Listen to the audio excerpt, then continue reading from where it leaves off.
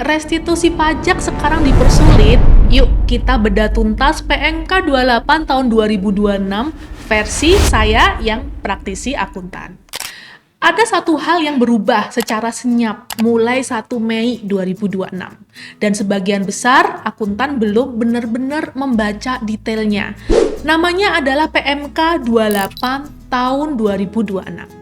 PMK ini mencabut PMK 39 tahun 2018 dan PMK 119 tahun 2024. Dan dampaknya bukan hanya ke wajib pajak, tapi langsung ke meja Anda sebagai akuntan.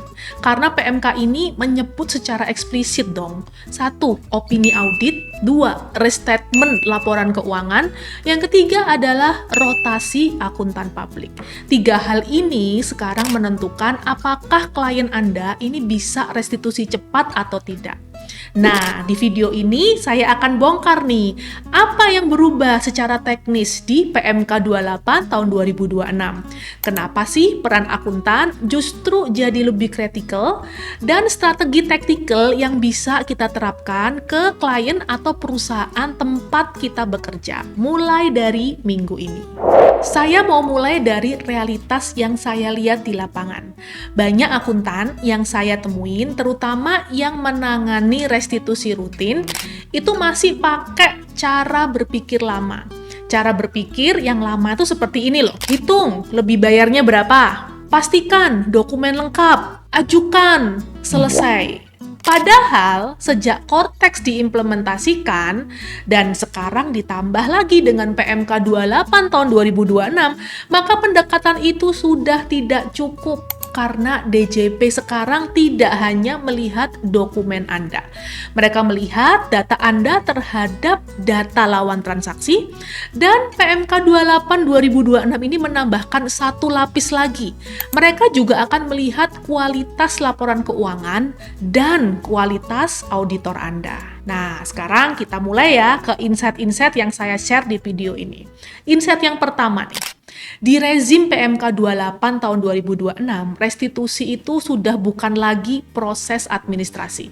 Restitusi itu adalah proses pembuktian kualitas data dan integritas laporan keuangan Anda. Dan itu adalah ranah profesional akuntan, bukan staf pajak biasa. Sekarang kita masuk ke teknis. Di PMK 28 itu mengatur mengenai tata cara pengembalian pendahuluan kelebihan pembayaran pajak atau yang akrab kita sebut dengan restitusi dipercepat atau restitusi pendahuluan. Penting dipahamin, PMK ini bukan mengatur restitusi biasa ya. Ini khusus untuk yang lewat penelitian, jalur cepat tanpa pemeriksaan penuh.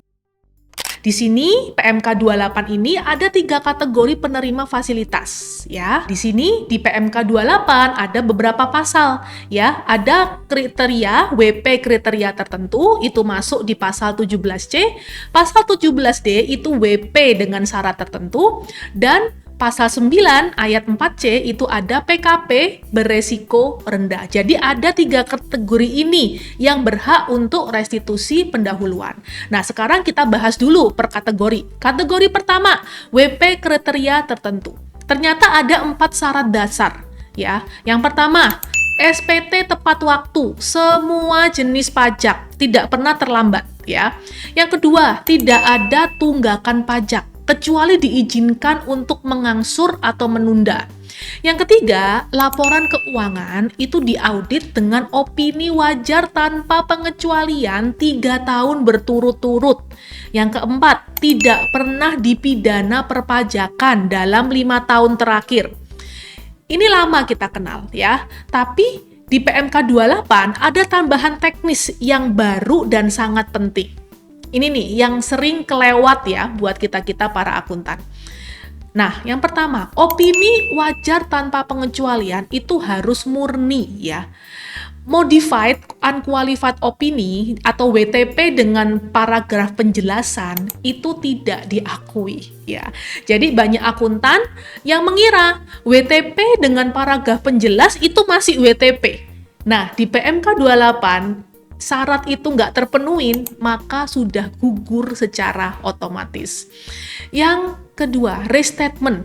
itu didiskualifikasikan. Kalau klien Anda pernah melakukan penyajian ulang laporan keuangan, baik karena koreksi error maupun perubahan kebijakan akuntansi, maka sudah nggak bisa masuk ke kategori wajib pajak kriteria tertentu. Dan ini bukan sekedar saat permohonan ya, tapi berlaku selama status wajib pajaknya itu aktif. Nah, yang ketiga, rotasi akuntan publik 5 tahun. Nah, akuntan publik yang sama tidak boleh mengaudit lebih dari 5 tahun berturut-turut. Ini selaras ya dengan PP 20 2015 tentang praktek akuntan publik. Tapi sekarang jadi syarat eksplisit untuk restitusi percepatan. Dan ada nih surat pernyataan wajib pajak. Wajib pajak harus melampirkan surat pernyataan pemenuhan kriteria yang ditanganin sendiri.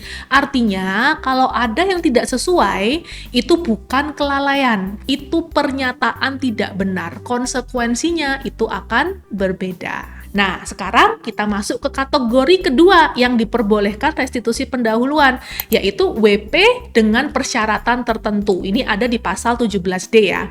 Untuk WP yang tidak masuk ke kategori 1, tapi punya nilai lebih bayar di bawah ambang, patokan umum yang diatur di PMK 28/2026 ini adalah kalau subjek pajaknya OP, non-usaha ya. Nah, plafon lebih bayarnya itu adalah 100 juta. Ya, kalau WP badan, ya ini untuk PPh lebih bayar itu maksimal plafon di angka 1 miliar, dan kalau dia adalah PKP lebih bayar PPN, maka maksimal yang direstitusi adalah 5 miliar. Nah, yang ketiga nih, PKP yang beresiko rendah. Nah, ini termasuk untuk perusahaan yang terbuka ya atau TBK, BUMN, eksportir ya, eksportir bersertifikasi, WP yang penyerahannya ke pemungut PPN ya, yang dia jualannya ke pemerintah atau BUMN. Untuk kelompok ini proses memang lebih cepat, tapi penelitian SPT masa PPN itu tetap diperketat. Oke, itu insight yang pertama ya. Sekarang adalah kita bahas insight yang kedua. Yang paling banyak gugur sekarang itu bukan WP kategori 2 atau 3. Yang paling banyak gugur ini adalah kategori 1, teman-teman, ternyata. Karena syarat opini WTP murni dan no restatement, dua hal itu adalah murni produk kerjaan dari akuntan publik, ya. Nah, sekarang pertanyaan yang lebih dalam nih. Kenapa ya pemerintah itu tiba-tiba memperketat restitusi? Nah, saya kasih konteksnya supaya Anda paham, ya. Bukan baca regulasi yang mentah. Alasan nomor 1, ini karena adanya lonjakan restitusi di 2025. Jadi realisasi restitusi 2025 itu mencapai lebih dari 360 triliun. Angka yang dianggap pemerintah terlalu signifikan terhadap penerimaan bersih. Bahkan ada dugaan ketidaktepatan perhitungan restitusi. Dia mencapai 25 triliun di sektor batubara aja. Ini bukan paranoid, ini fakta yang menggerakkan kebijakan. Alasan yang kedua, Kortex memberikan visibilitas total. Nah, sekarang kan DJP punya kapasitas yang sebelumnya nggak ada ya.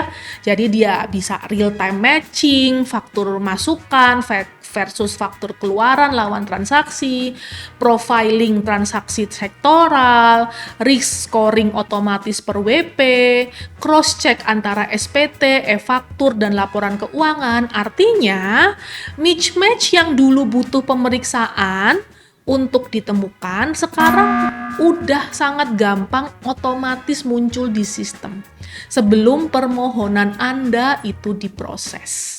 Dan alasan yang ketiga, pendekatan berubah ya dari pemeriksaan ke penelitian. Ya, ini perubahan filosofi, teman-teman. Jadi pemeriksaan itu tatap muka, dialog, klasifikasi penelitian itu berbasis data, sistem, dan dokumen. Jadi kalau di pemeriksaan Anda bisa menjelaskan nih, di penelitian Anda hanya bisa membuktikan lewat dokumen. Dan kalau dokumen lemah, maka Anda restitusinya langsung ditolak. Kalau dulu restitusi ada pertanyaan, apakah Anda boleh dapat restitusi? Sekarang beda ya. Restitusi adalah pertanyaan apakah Anda layak dipercaya untuk restitusi. Dan kepercayaan itu dibangun lewat kualitas data dan kualitas laporan keuangan. Nah, sekarang kita masuk ke bagian yang paling actionable. Saya akan kasih 6 insight strategi yang bisa Anda terapkan ke klien atau ke perusahaan Anda mulai minggu ini. Strategi yang pertama adalah audit kualitas ya, opini bukan sekedar WTP ya. Coba Anda periksa opini audit dari perusahaan Anda bekerja ya 3 tahun terakhir. Kalau sampai ada paragraf penjelas itu sudah tidak memenuhi syarat yang kategori ke-1 atau pasal 17C. Nah, tindakan akuntannya apa? Yang pertama, kita identifikasi kenapa kok auditor sampai menuliskan paragraf penjelasan. Lalu yang kedua, selesaikan akar masalahnya sebelum audit tahun berjalan dan negosiasikan dengan KAP Anda untuk antisipasi opini tahun berjalan. Strategi kedua, hindari restatement, lakukan prospective adjustment. Banyak perusahaan itu masih melakukan restatement untuk koreksi error masa lalu. Di rezim di PMK 28 ini bahaya. Jadi gunakan pertimbangan, apakah error ini material? Kalau tidak adjust, maka ya apa? Kalau material, pertimbangkan dampak terhadap status WP kriteria tertentu sebelum kita restatement. Jangan asal restatement supaya rapi. Konsekuensi pajaknya bisa puluhan kali lipat dari masalah akuntansinya. Strategi yang ketiga adalah pastikan rotasi auditor ya sebelum mendekatin 5 tahun. Karena kalau klien Anda sudah 4 tahun dengan KAP yang sama, maka tahun kelimanya adalah tahun terakhir dan jangan tunggu sampai gugur ya. Mulai assessment KAP baru, sekarang proses tender juga membutuhkan waktu ya teman-teman. Strategi yang keempat adalah pra-restitution reconciliation. Jadi, sebelum mengajukan restitusi PPN, lakukan rekonsiliasi internal terlebih dahulu. Dicek nih ya, faktur pajak masukan versus buku besar Anda. Status PKP vendor, DCP online, itu juga dicek. Status pelaporan vendor konfirmasi langsung juga. Nilai dan masa validitas NPWP itu matching ya, standarnya itu harus 0 sebelum restitusi Anda diajukan. Strategi yang kelima adalah vendor risk assessment. Jadi buat rating vendor nih berdasarkan reputasi pelaporan rutin atau tidak, status PKP-nya aktif atau non-aktif, skala usahanya ini apa, high risk atau tidak, pola transaksinya one time tinggi atau red flag. Klien yang membeli dari vendor kosong meskipun fakturnya valid tetap akan kena sorot. Dan strategi yang keenam adalah defensive documentation pack. Jadi setiap permohonan restitusi pastikan siapkan paket dokumen defensifnya sebelum diminta ya. Jadi kontrak, PO, service agreement, bukti pengiriman atau penerimaan barang, bukti pembayaran ya, ada rekening koran, ada bukti transfernya, business purpose memo, kenapa transaksi ini wajar untuk bisnis klien, dan korespondensi pendukungnya. Jadi filosofinya jangan menunggu sampai DJP minta. Kalian harus asumsikan bahwa itu dokumen bakal diminta. Banyak akuntan yang masih melihat PMK 28 sebagai regulasi pajak. Padahal kalau dibaca dengan baik, ini sebenarnya regulasi yang mengevaluasi peran akuntan publik. Kenapa? Karena di PMK ini opini akuntan publik itu adalah pintu masuk ya untuk restitusi pendahuluan, dan kualitas audit itu adalah penjaga gerbang kita. Jadi praktik akuntansi yang benar itu penentu fasilitas kita untuk bisa mendapatkan restitusi pendahuluan. Bagi akuntan yang profesional dan kompeten, ini peluang besar loh untuk meningkatkan value. Dan bagi akuntan yang pekerjanya asal-asalan, nah siap-siap ya, klien akan pasti menukar Anda karena kualitas hasil pekerjaan Anda itu menentukan akses fasilitas pajak mereka. Kalau video ini bermanfaat, like, subscribe teman-teman, karena kedepannya saya akan banyak banget berbagi insight-insight menarik mengenai konten perpajakan dan akuntansi. Sampai ketemu di video berikutnya. Bye-bye.